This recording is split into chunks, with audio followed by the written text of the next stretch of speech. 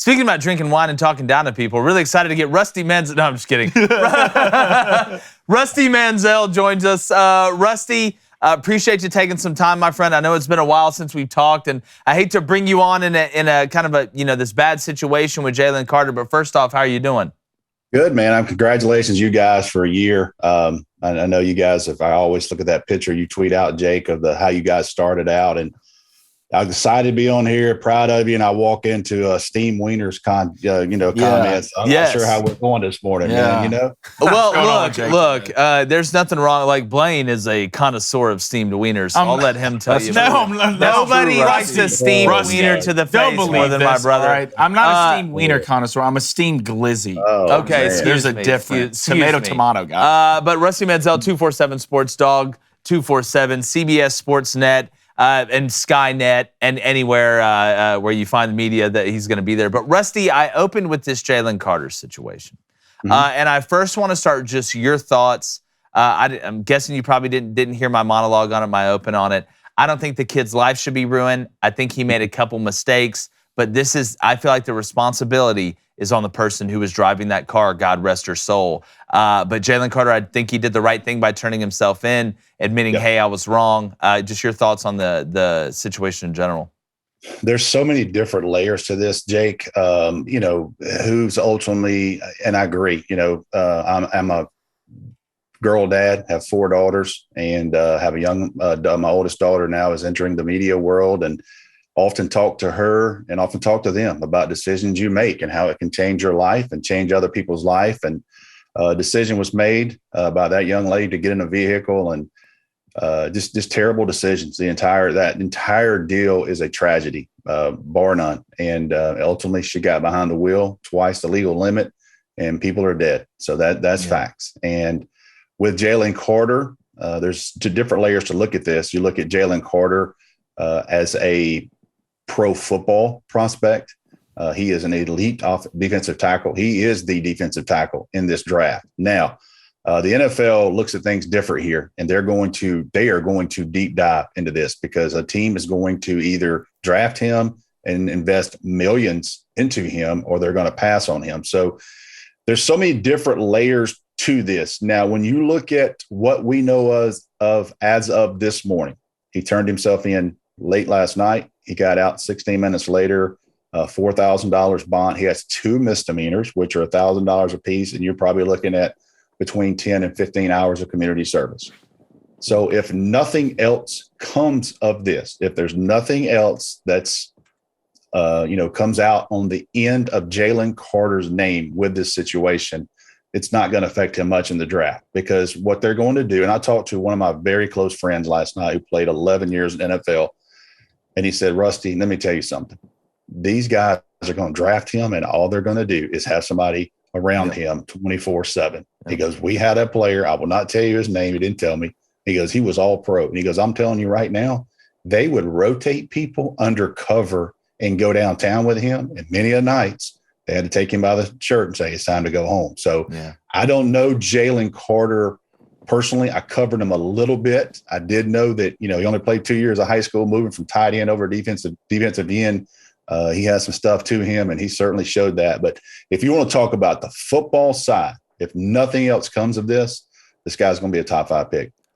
Yeah, without a doubt. I mean, when it comes down to ability to impact a football game and just all the things you look at to be an effective player, especially at that position, Jalen Carter checks all the boxes. Something else, and I think David brought up a really good point, which I'm going to get to in a second, but when some people have talked about, Georgia has a leadership problem. Well, David, I think, brought up a fantastic point saying, it seems to be the opposite. Seems like none of these guys get in trouble until they're out from under that Kirby Smart wing. You look at the Stetson Bennett situation. You look at the Jalen Carter one. Once you get out of that routine, that seems to be where the trouble lies. I don't think you can blame Kirby Smart for what happens after people have left the shelter that he's provided, because most of the time they use that routine to help them later in life. I've talked to a lot of people. NFL people call to do background checks. They don't call, ask me, hey, can Trayvon Walker, is he a good player? They'll call and ask to do background checks on high schools and stuff like that. And kids I've covered, not just kids at Georgia, kids from the state of Georgia. I covered it in high school. So they do background checks, and that shows you a little bit of NFL.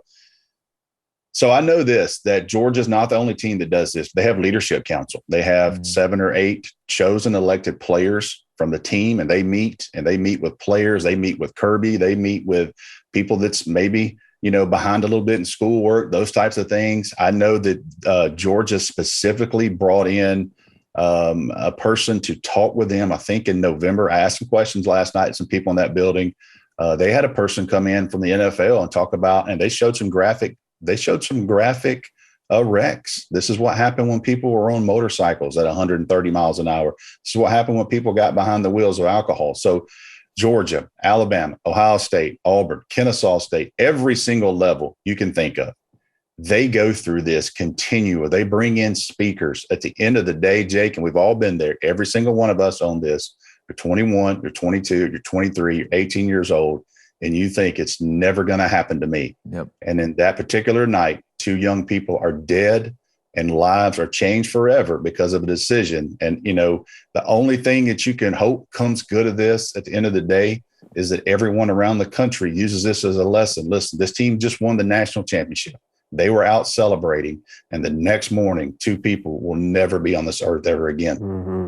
Yeah. And, I go back and think, all the times when I was younger, man, when I made that bad decision, what could have happened? And a lot of us look back and say, man, we really got away with one, but everybody doesn't get away with it. And that's what we see in this situation. In a high-level college football. I lost a teammate, a guy that I played high school with. I played on a state championship team, and this was the baddest dude on the team. And he didn't touch alcohol, not once. But he had a thing for motorcycles. He had a thing for crotch rockets. And probably 10 or 12 years after high school, he's going down I-75 in Cartersville, Georgia, and he pulls out in front of somebody, and he's no longer with us. So I know firsthand decisions that can be made. Start talking about high rates of speed and those types of things. And one of my very close friends growing up is no longer with us.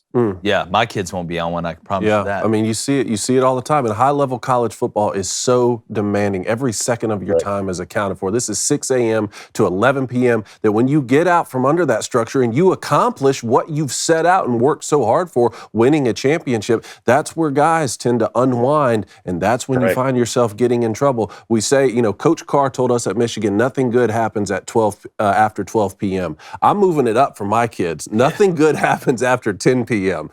So be inside.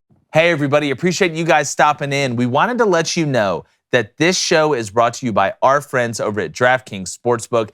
Download the DraftKings Sportsbook app and use our code CRANE, that's C-R-A-I-N, not spelled like the bird, because new customers can bet $5 on any pregame moneyline bet and get $150 in bonus bets if your team wins. That's only at DraftKings Sportsbook and only with our code CRANE, C-R-A-I-N. Minimum age and eligibility restrictions apply. See show notes for details. Coney, you were big on same-game parlays this weekend. Whether it's same-game parlays, whether it's fast and easy payouts, whether it's an app that's easy to not only navigate, but to see where you're at, where you're sitting, and when you want to throw in that live bet, it's DraftKings Sportsbook. Like you said, navigating the app is the easiest part. So I can test a couple different parlays and get the odds on them to see exactly what I want to go with, especially during college basketball season where there's a ton of games going on. That's super effective for me. Yeah. Blaine, you're like a good young actor. You want those lines early. I need them early, and I need them now. I'm opening up windows, and I want my lines early, and I want them now. If anything I take the prop bets in the NBA. I'm telling you, right now, they're phenomenal, and I can't wait to bet a little Nerfies, a little Major League Baseball coming soon. Oh, yeah. Yep, and the DraftKings Boost, they're incredible. Use that code, C-R-A-I-N, for a heck of a deal. But, Rusty, I want to talk to you about some of these other guys. Georgia, the first round is going to be littered, again, with Georgia Bulldogs. We got Keely Ringo, Broderick Jones possibly, Nolan Smith. Even in the later rounds, you're talking about Stetson Bennett's going to get a shot to play quarterback in the NFL. What are your thoughts on all these guys? What are some of your favorite landing spots for them? I'll tell you this. Last year, I think Jordan Davis kind of stole the show, if you want to say that, as a big man. And people are like, wait a minute, those guys move like that. You want to watch Broderick Jones. The guy played left tackle for University of Georgia. Really only started a year and a half because he played behind Jamari Salyer, who, by the way, started 14 games for the Chargers this year as a rookie. So when you look at Broderick Jones, I went back and watched some video. I went and watched him play basketball his junior year at Lithonia High School. He's going to be 6'5", 310 pounds, and his 3-cone. And, I can't wait for the combine to start when I start talking about 3-cone. his change of direction, his ability to bend, his reach. And I would be, from what I'm hearing he's going to run the 4.85 range this weekend. So if he does that, I see a lot of projections to the Jets around 11. Darnell Washington, I talked to somebody real close to him that trains him. He's going to check in around at 6'7.5", 272. Now, I'm not saying he's going to, but he has in the past couple of weeks. He's been in that 4.62, 4.65, 4.65 range. Now we're talking about 272 pounds. Yeah, That's terrifying. So if Darnell does that, and the ability, you guys know this, the ability to attach yourself to the end of the line of scrimmage with an extra tackle who, oh, by the way, can hurt your ass in the red zone. Yep. Those are invaluable. There's only one of him. There's only one of him you're going to trot out this weekend that looks like that. Hadn't been one in a while. A lot of comparisons to Mercedes Lewis back in the early 2000s, size-wise. So if Darnell Washington goes sub 4.65, he can make a lot of money this week. I still think he's a second rounder, but he can push himself up in there. Stetson Bennett, here's what's going to be the question. There are obviously going to be questions about, hey, you got arrested. What's the deal here? Those types of things. The guy's 25 years old. So that's going for an NFL team to draft him. They're going to know they've already lost maybe 4 years off of his time clock. He's not going to be the biggest dude up there. If you want to talk about tape, you want to talk about the ability to run a pro-style offense under Todd Monken. You know what's interesting about all this? Teams aren't going to be able to reach out to Todd Monken because he has nothing to gain anymore. You know what I mean? He's telling the Ravens, like anybody in the Ravens got a question to answer. Yeah, hey, man, don't draft that guy. He's terrible. We barely hung on, So that's I kind of thought that about yesterday, So Kirby Smart is in Indianapolis. He will be there, I guess, till tomorrow, interviewing, for teams and his guys and those types of things. So I guess he'll be the one who gets the questions. But I think Keely Ringo is the guy that's he's going to be that freak. I was doing some stuff on him last night. I don't know if you guys know this. He ran 10.400 as a freshman in high school. This guy's going to be 200 and 205 pounds, and he's probably going to run 4.35. And, the thing about Keely Ringo is ball skills. Can he play that in the NFL? But here's another thing. There's only so many of those in his frame. And can he just mirror a guy? NFL is a little different. You're just going to put you over there, and this is your dude now. So you've got him. So it's going to be interesting how. But you want to talk about workout, standing broad jump, vert, everything. Keely Ringo's going to check some boxes. I tell you, when I watch Ringo play, he looks like a nickel to me. Like his physicality, I like him as a down safety nickel, man, because his hips aren't fantastic. Like that's the one thing I saw. The straight line speed, he is cash money going. The hips almost built more a little bit like a safety than a corner. Speaking about Darnell Washington, though, if that man runs 4.6, forget the NFL. They're sending his ass over to Ukraine, dog. I love that tweet you had. Yeah, yesterday. Like you think the NFL? Can you imagine being 6'7", 270, running 4.6, and you're not the best tight end on your team? See, that's tells you a lot. Come on, man. Yeah, you got what else do I got to do? From Napa. What else do I got to do? I'm a giant and catch block, and I'm fast. I'm gonna tell you right now. If all four of us are sitting in that studio right now, and we don't know these two guys, and Darnell Washington and Brock Bowers walks in, you guys get to pick one for your team. We're 4-0 going. Look, you know what I mean? Not this 6'3" kid from Napa. I can promise you that. Yeah, look, if I need to find a great bottle of wine, I'll ask you, brother. But I'll take that thing that just walked through the door. What you got, Rusty? I want to get your opinion on this. Do you think Will Levis is a top 10 pick? Man, the hardest position, and I said this on the radio yesterday. The hardest position to evaluate in high school, college, and pro to me is quarterback.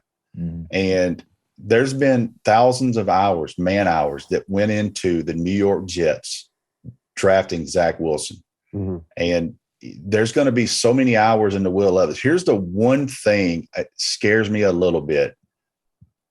I know he didn't have the best talent, but I never watched a game and going, damn, Will Levis is taking this thing over. You know what I mean? Like, I didn't see it to be a top 10 pick. Now, look, man, you know that position and how crucial it is, and you got to take chances. You got to hit on one. You know, the Falcons, I'm a Falcons fan, and we're sitting here hoping that Ritter's the guy. You know, I mean, you're just hoping he is, and for right now, but I just Rusty, you didn't hear my mock draft upset surprise in the first round. The Ravens or the Falcons have traded the 8th pick overall to the Ravens for Lamar Jackson. Like what? Well, there you go. You know, I would love it, man. This city needs that. You know, this team has so much money. They got some young skill players. There's only a window around this. There's only some. Like I look at Trevor Lawrence and Jacksonville, and their window, man, is here. Like they've turned the corner. They've got some money. They got some draft picks. They got him under that rookie contract. So, you know, for Falcons, it would be great if Ritter is. But if we get Lamar Jackson, bring him on. Let's go. It's going to speed up things. Let me ask you this then, since we're on Lamar Jackson, because we led with this and talked about it yesterday. Let's say the Ravens put the non-exclusive franchise tag on Lamar Jackson, and the Falcons go up there with a $250 million offer, all guaranteed, which is what he's wanting, and then you have to send your 2 first-round picks to Baltimore for that. Baltimore decides not to match, and then you get a guy who has been injured the past 2 seasons and hasn't thrown for 3,000 yards or 30 touchdowns since his MVP season. You feel comfortable with that? They're rolling the dice. They're going all in, you know, and I think the window is now for the Falcons. So, man, that's a lot right there. That $250 million guaranteed and 2 first rounders. If it's going to take that, I don't know, because there is that injury factor. The problem, Lamar Jackson, not in a bad way, but running is so much a part of his game. And you're going to take shots, man. You're going to take shots. And he's also, you know, hell, he can throw the ball. So he's got that to him. But that's a lot for me. I don't get paid. That's way out of my pay grade to make that decision. He'd be in a different system than he was in the Well, it's funny. We have Arthur Blank on the other line here, Rusty. He's really asking what they should do. So choose your next words wisely. I'll tell you what, the Falcons are sitting here with so much money, and the damn most Falconist thing of all time. It's not the greatest free agency class. You know, of course. You know, like we finally get to go to the all-inclusive trip and we don't go on the best week. It's basically It's like, hey man, y'all want to hit this Tannehill or something like this? You want to get this little Derek Carr? All-inclusive and it rains all week. You know that's what I mean? Exactly right. Look, you can get Derek Carr to come up there and cry for you. He'll love that. We'll cry together. Rusty Mansell, 247 Sports Dogs, 247. It's always great catching up with you, brother. Man, appreciate y'all. Again, congratulations. I know y'all are doing a hell of a job. I'm going to be up in Nashville a couple of weeks. I'm going to swing by SEC Media Days. We just booked a couple of things, so it's going to be in Nashville. So looking forward to Jake taking me out to eat, man, and getting a big boy. That's exactly right, man. You need a place to stay. Just come stay with me too, man. We got guest rooms. I appreciate it, my friend. Thank you, guys. All right, Rusty Mansell, one of the best in the business. Always love getting Rusty on. Hey, YouTube, appreciate you guys. Do us a favor. Go ahead and subscribe. Make sure you hit that like button. Turn on that notification bell. We're always dropping content year long, whether it's hockey, baseball, football, Quidditch, underwater basket weaving, and that thing where you watch TV while you rub the balloon. We've got it covered.